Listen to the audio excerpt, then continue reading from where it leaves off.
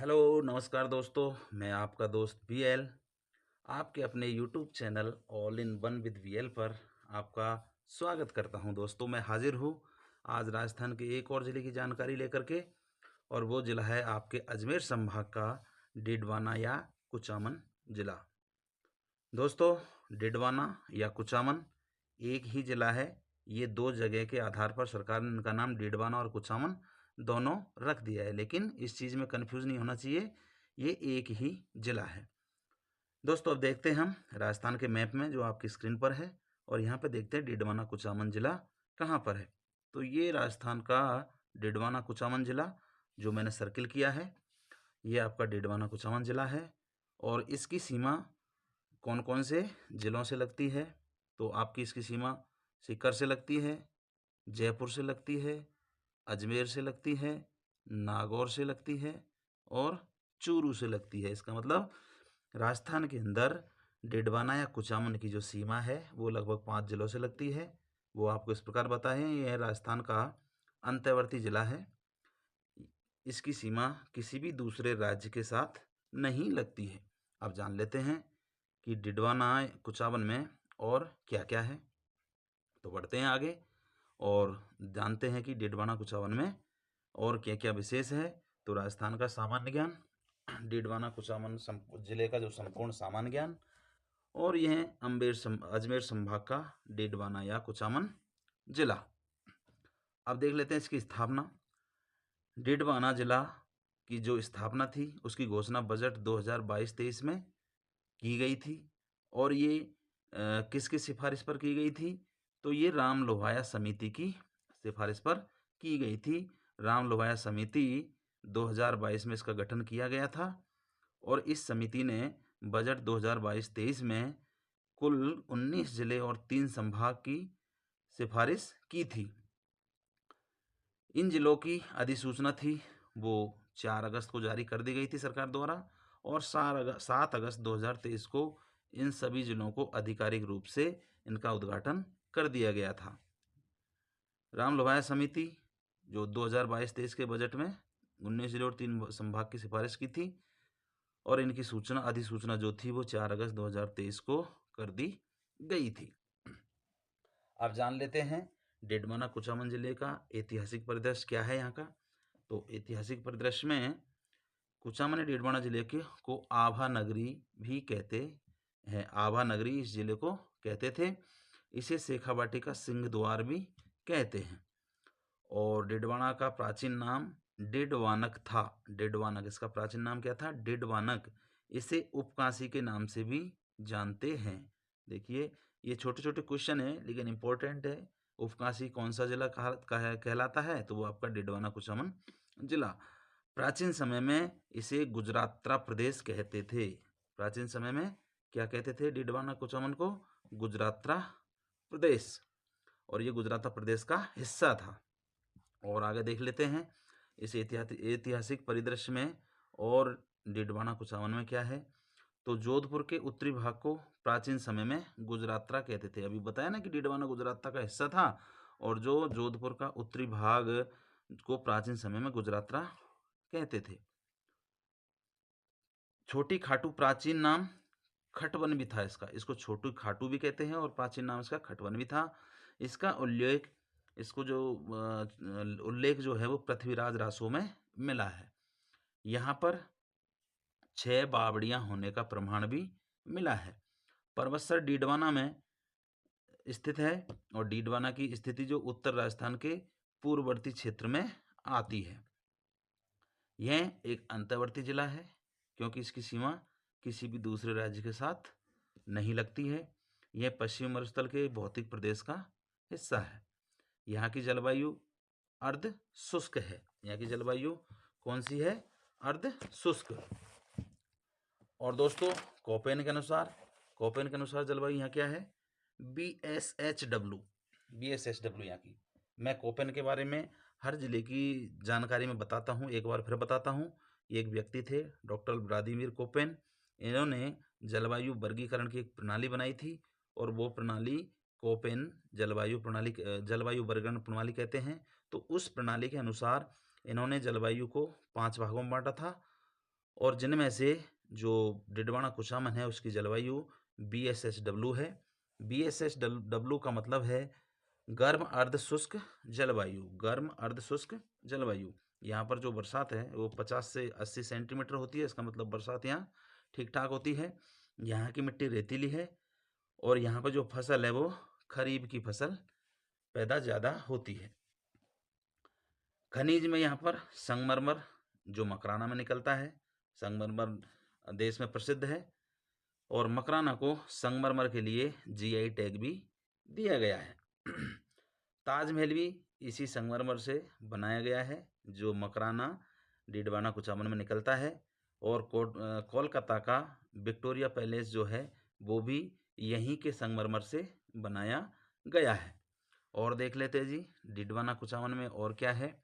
तो यहाँ पर उद्योग, यहाँ पर क्या क्या बनाया जाता है, क्या क्या पैदा किया जाता है। तो उद्योग देखिए आपका डिडवाना में मार्बल में यहाँ के संगमरमर उद्योग प्रसिद्ध है। वो तो सर्वविदित है कि संगमरमर का उद्योग यहाँ पर प्रसिद्ध है। और ये संगमरमर की विशेषता है कि इसमें 98% कैल्शियम कैल्साइट पाया जाता है। क्या पाया जाता है?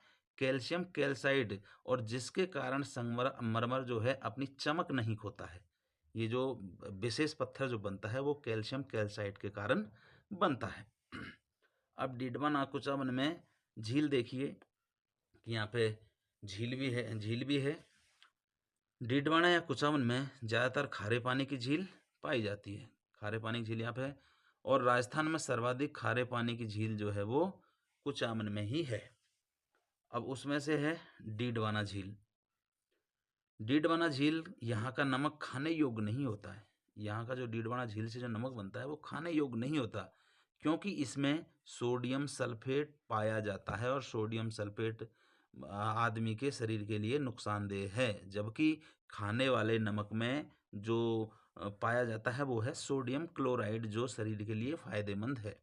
तो ये याद रखना डिडवाना झील का नमक खाने योग्य नहीं होता क्योंकि इसमें सोडियम सल्फेट पाया जाता है और जो हम नमक खाते हैं उसमें सोडियम क्लोराइड होता है, इसलिए वो खाने योग्य होता है।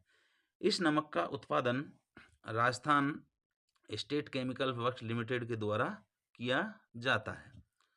कुचामन झील एक यहाँ पे कौन सी है जी? कुचामन झील। तो कुचामन झील यह भी कुचामन जो जगह है अपनी डिडवाना कुचामन जो स्टेट है वहाँ स्थित है। एक है यहाँ पे नावा झील।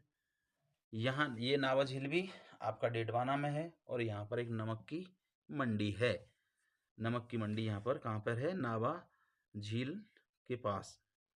सामर झील खारे पानी की सबसे बड़ी झील है। सामर झील तो बिल्कुल खारे पानी की सबसे बड़ी झील है। इसके अतिरिक्त और डिडवाना कुचामन में क्या है? तो डिडवाना कुचामन जिला है तो यहाँ पे नदियाँ भी होगी ही। तो यहाँ की नदियों के बारे में देख लेते हैं।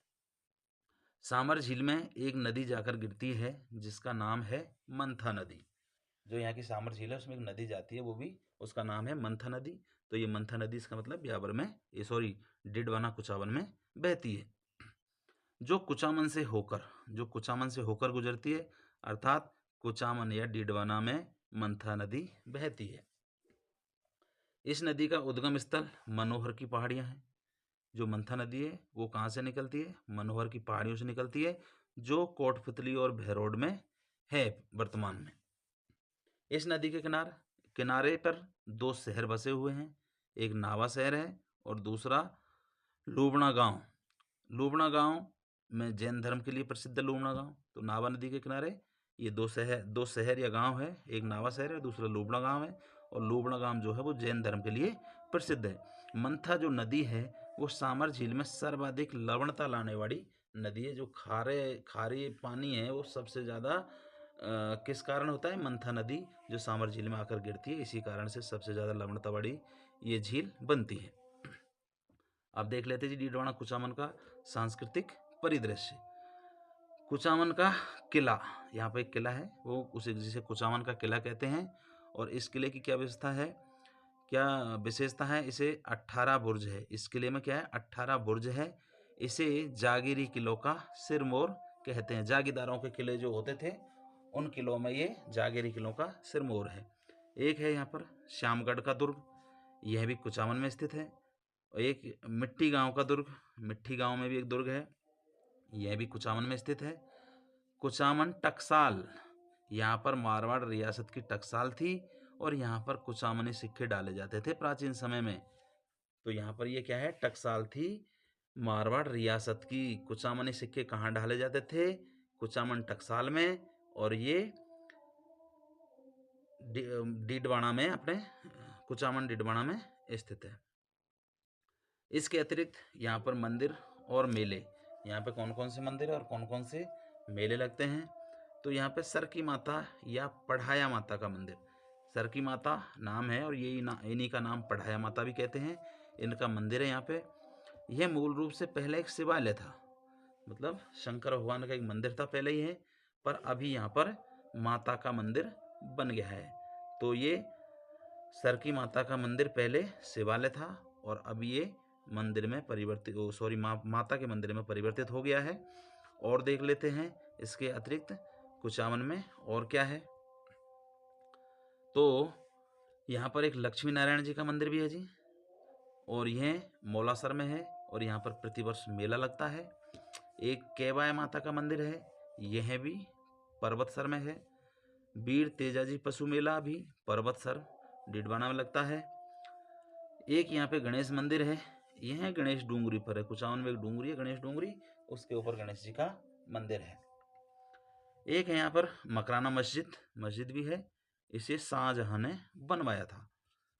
लाडनू जो है जैन धर्म के लिए प्रसिद्ध है, लाडनू एक जगह है, ये जैन धर्म के लिए प्रसिद्ध है और इसकी स्थापना 10वीं शताब्दी में की गई थी।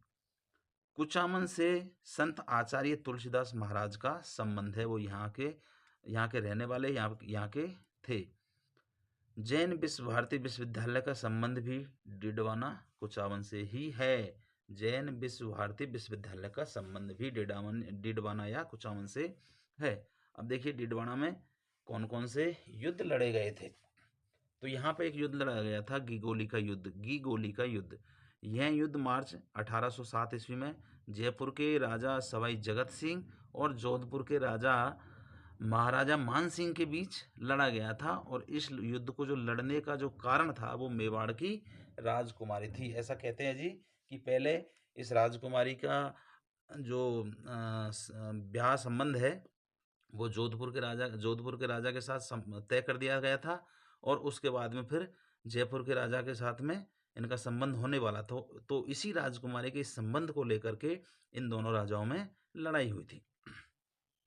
एक यहाँ पे डाबड़ा कांड हुआ जी, यह कांड मार्च 1947 में हुआ था। डाबड़ा कांड कब हुआ था, मार्च 1947 में। अब देख लेते हैं यहाँ के प्रमुख व्यक्तित्व कौन कौन यहाँ पर प्रसिद्ध व्यक्ति हुए थे।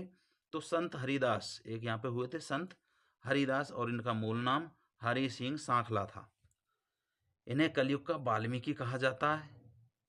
इन्होंने निरंकारी संप्रदाय की स्थापना की थी। तो हरिदास सांखला को क्या कहा जाता है, कलयुग का वाल्मीकि। आचार्य तुलसी महाराज यह लाडनू के थे, आचार्य तुलसी महाराज थे वो लाडनू गांव के थे और ये अणुव्रत आंदोलन के सूत्रधार थे। बालमुकुंद बिस्सा जो है यह पीलवा गांव डीडवाना के ही थे और इन्हें राजस्थान का जतिन दास कहा जाता है। बालमुकुंद बिस्सा को राजस्थान का जतिन दास कहा जाता है। तो दोस्तों आज हमने डीडवाना कुचामन जिले के बारे में संपूर्ण जानकारी हासिल की। आपसे रिक्वेस्ट है कि आप इस चैनल को अपना चैनल समझ करके सब्सक्राइब करें, वीडियो को लाइक ज़रूर करें और कमेंट ज़रूर करें कि इस वीडियो में मुझसे अगर कोई गलती हुई है या मैंने कोई गलत जानकारी दी है तो उसके समाधान के लिए आप मुझे कमेंट बॉक्स में बताएं कि आपने ये ठीक नहीं बताया। साथ ही इसको अपने दोस्तों के साथ शेयर करें ताकि इसका फ़ायदा आपके दोस्त भी उठा सके। तो दोस्तों मुझे दीजिए आज्ञा, मिलते हैं अगले वीडियो के साथ। नमस्कार।